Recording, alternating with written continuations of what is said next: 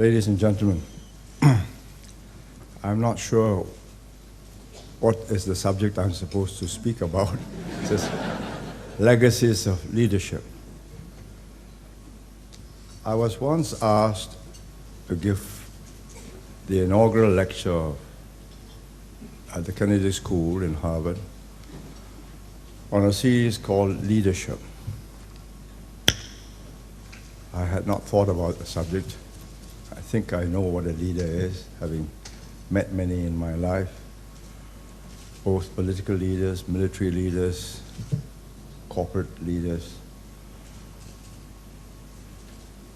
But as there was going to be several authors of books on leadership who would be at the Kennedy School, I decided it might be wise for me to read what they have written and what it's all about. So I looked them up in Google. Enormous voluminous tomes. Just to review or summarize one of them will take me half an hour, if not more. So I will just try and encapsulate what I think they all mean by leadership. It is the ability to convince, to persuade people to follow a course of action which you believe is good for them and will achieve something which they would desire. Now, there are different kinds of leadership. One is where you are not in a hierarchy, and you have to be supported or elected. That's a different kind of leadership. The other is where you are the 3-star general or a 4-star general, and everybody has got less number of stars or other pips on their shoulders or stripes, and they just got to follow you. But even then, you require certain qualities to be able to inspire confidence that when you order them to do something, they know that you have thought it over, that it is doable, that they are not being, as the American phrase goes, recklessly put in harm's way.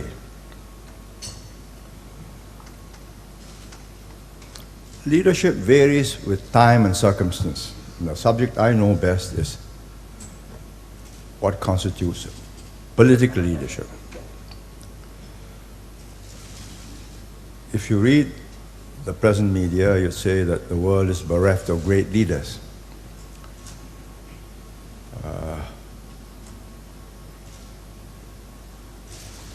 There was no Winston Churchill or Roosevelt or Stalin or Charles de Gaulle. In my lifetime, they were great men. I lived my most impressionable years when they made massive decisions that decided the shape of the post-war world.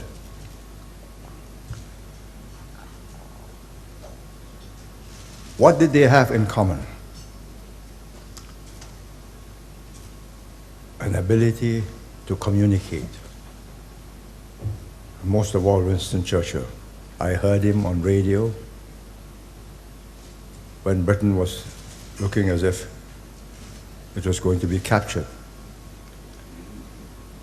And I heard him, and it was a rousing, indomitable, defiant speech that galvanized the people, bought the British time,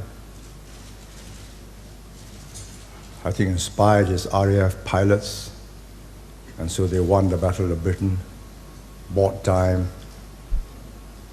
The Japanese attacked Pearl Harbor, America came into the war, and the rest was history.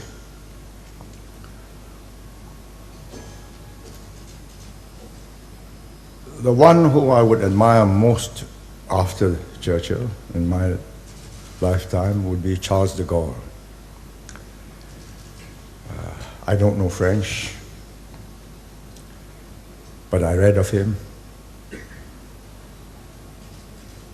And he saved the honor, the amour-propre of France, because it was a captured, defeated country.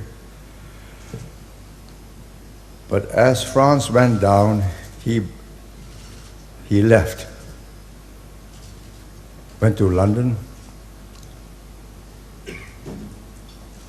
adopted by Winston Churchill, and he broadcasted. But he was never Churchill's protege. He was the most irascible, difficult, uncontrollable leader of the Free French forces. But he was a leader. Years later, I read his biography, not in French, but in English, a translation. And I was fascinated. Here was a man whose country has been captured, who was able to wear his uniform and try and form the Free French forces with whatever remnants of French troops or airmen or sailors who escaped. And when the Americans landed in North Africa, and they were in Algiers, Algiers was then part of Vichy France and was captured. He went up to the French general in charge, and guarding the French general were American troops. He went in and says, he berated the man and says, "You are a general of France. Why do you have American troops guarding you?" His impudence. Without the American troops, he was a puppet of the Germans. But he had that courage, that spirit. And he went back to France. And the Americans and the British decided it would be good for France and for them that the Free French forces would liberate Paris. They having sacrificed the majority of their forces at Normandy. And he gave the French people an alibi. So whenever they are accused of having collaborated with the Germans, he was evidence of the spirit of resistance. That's a very great man. And when France collapsed in a series of revolving door governments, he came back in 1957.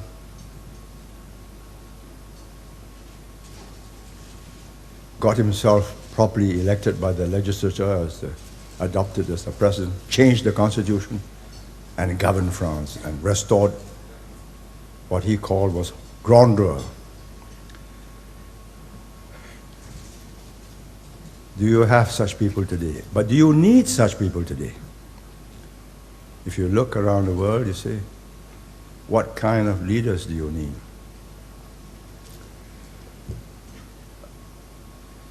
If you look at China, without Mao Zedong, maybe China would not have been so easily liberated, as they call it, and the KMT defeated, and the People's Republic pronounced on the 1st of October 1949, and they said, the Chinese people have stood up. But had he continued, I think China would have been in a parlous condition. So fortunately for China, the man he rusticated, Deng Xiaoping, came back from the wilderness, pushed aside Hua Guofeng. In 1978, he visited Bangkok, Kuala Lumpur, and Singapore. to persuade us to combine with China and stop Vietnam, the Cuba in Southeast Asia of the Soviet Union, when they were about to attack Cambodia. I had the privilege of meeting him, talking to him for 3 days. And he is, in my lifetime, the most impressive man I have ever met. Small, barely 5 feet, stood erect, tremendous aplomb, a man of few words, but carefully thought, every few words carefully thought out. He spent 1 hour after all the ride from the airport back to the office and to his villa. We met in the afternoon, and I think 1 hour plus translation, because I never deal in any negotiations in Chinese without a translation, because I will be at a disadvantage. So it took nearly 2 hours. And I noticed his interpreters did not take notes, but they gave almost verbatim correct explanation, translation of what he said. So my surmise was that he made the same spiel in Bangkok, in Kuala Lumpur, and this was the 3rd rehearsal. So the translators knew it by heart. When he finished, urging us why we should combine and stop Vietnam from imperiling the rest of Southeast Asia, it was about 6:30. I said, would you like me to respond now? Or would you like to rest, have dinner, and when we are fresh tomorrow, we can talk? He thought I wanted to have time to think about what he had said, which is partly true. Just like, we'll have dinner. So we spent the evening talking, and I said, you must come to Beijing again. I'm sorry I wasn't there when you came. I was kept out of the capital. I went there in May 1976 to meet Mao Zedong, and he wasn't there. But he said, never mind, come again. I said, when China has stabilized and growing, I will come again. So, oh, that will take a very long time. Come now. He's a very forthright man. So I decided the next day that I'll come straight to the point. I told him, you have explained to me why we should all combine in Southeast Asia and join you in blocking the Vietnamese who are wicked and wanted to capture Cambodia. Now I will tell you what my neighbors want to do. They want me to join them and confront you, not the Soviet Union. The Soviet Union is thousands of miles away, and the Soviet Union has no broadcasting station, egging, urging, agitating communist parties in Southeast Asia to overthrow their governments. You are, from your radio stations in South China. I did not know then that the radio stations were not in Yunnan, but in Changsha and Hunan, which we later discovered. He said, and as long as you are doing that and sending them money to buy arms and doing all these things, it's most unlikely that I'll be able to persuade them to join you. So, having met Hua Kofeng in Beijing in a long encounter, I had expected a blustering reply. Because Hua Kofeng, he captured me after sending me off to the Great Wall. I went to the Great Wall, then they gave me lunch at the Ming tombs, so hot, dusty. I downed beer, then I arrived back at the guest house at Tiao Yi Tai. I said, meeting. Oh? This was regular. Having had to deal with communists in Singapore, I knew exactly what they were up to. They first made me tired, and they said, now we'll have a meeting. So I said, okay, right. I said, I'll wash up first. Went up, cleaned up, freshened up, drank a lot of Chinese tea, sat down and listened to him.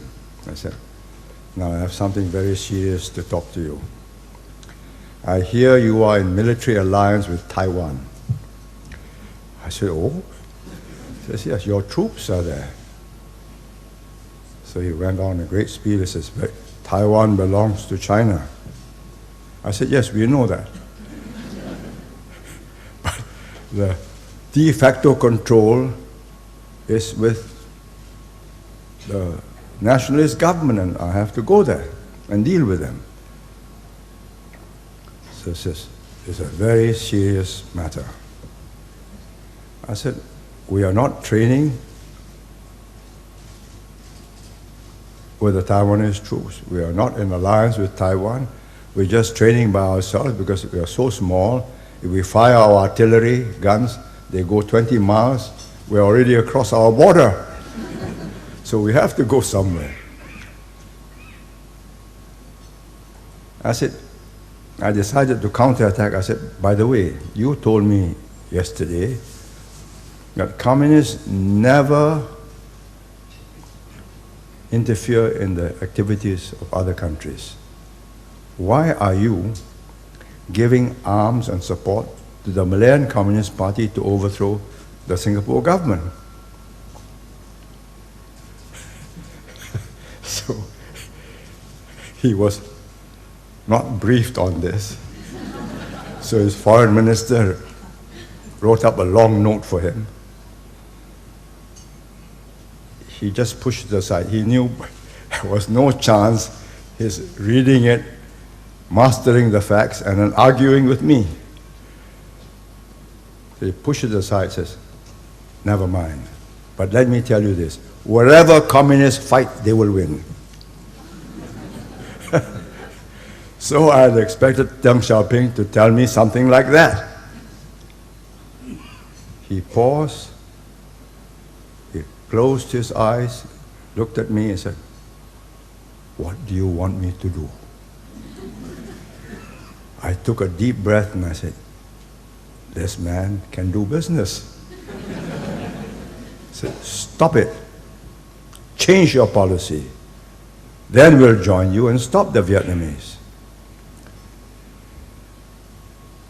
He paused, he said, give me time. And it took 18 months before I met him again in Beijing. And he said, we have told them they must stop. We have closed down the radio stations. We are not giving them any more support. Now I've read Jinping's book. Jinping was the leader of the Communist Party in Malaya, and he's written up, or he gave an oral biography to a Daily Telegraph correspondent who's retired, and it's written up his side of the story. And in it, he explained that Deng Xiaoping called him up and told him, I'm very sorry. Lee Kuan Yew has told me that if you don't close down your station, then the Khmer Rouge will lose its seat in the United Nations. I said, and then we'll be in trouble. So, according to Jinping, he did his quick calculation and said, well, this is The answer must be yes. So he says, oh, can we go on till another year? So he says, no, you must stop now, as soon as possible. So he says, can I take away the equipment? He says, take everything you want. But Jinping says they were so heavy and big. How could he take it to the jungles? So I think they must have given him some money, and he bought portable Japanese equipment. But that was a leader. He did his calculations. He decided this was in China's interest to stop Vietnam. He had to cut his communist comrades. Can't be helped. But he cut it in a way which was different from the Americans. When the Shah of Iran was ousted, and he was traveling around the world looking for medical treatment, he had a lot of trouble getting permission to go to America to get treatment. The Chinese, with long experience, 5,000 years of knowing how to make friends and allies, and you never know, day after tomorrow you will need them, made sure that they did not leave hostile to him, hostile to China. So set them up, good luck, good wishes. And every time any communist leader of the Malayan Communist Party is ill, he goes to China, full treatment, free of charge. That's leadership.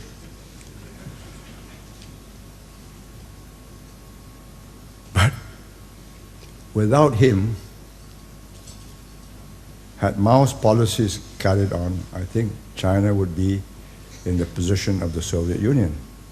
It would have imploded, and that's the end of the story.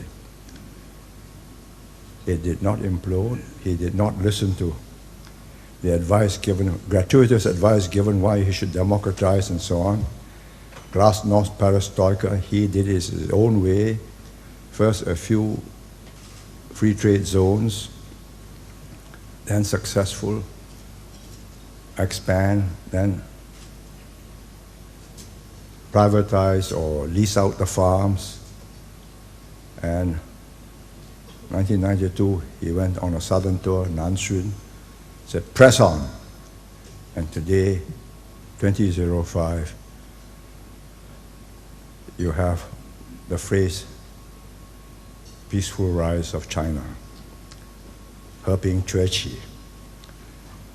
That's real leadership. He listened to all the sincere advice given to him by Americans and Europeans, decided what was good for China and stuck to it. And I think the present leadership in China, not cast in a heroic mold, because you don't want to fight America, you don't want to fight the Soviet Union, you want peace,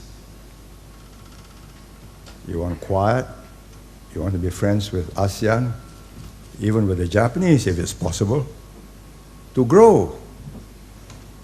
And every year, you grow stronger, your economy grows, your technology grows,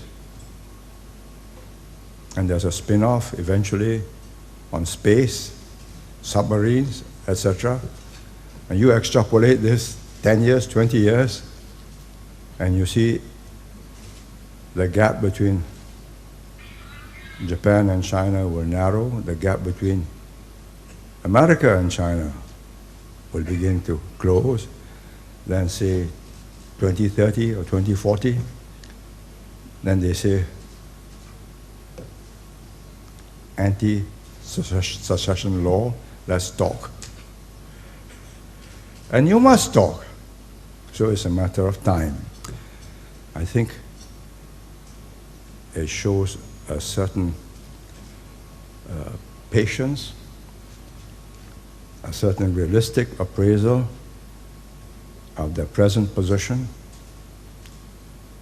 a certain recognition that an unnecessary collision now would derail the whole Churchy, peaceful rise, helping Churchy. So they have a leadership that's geared to achieve that. So in other words, leadership depends upon the mood of a people at a given time, the situation the country is in, and the policies that the set of leaders must achieve to advance and promote the interests of the people and of the country.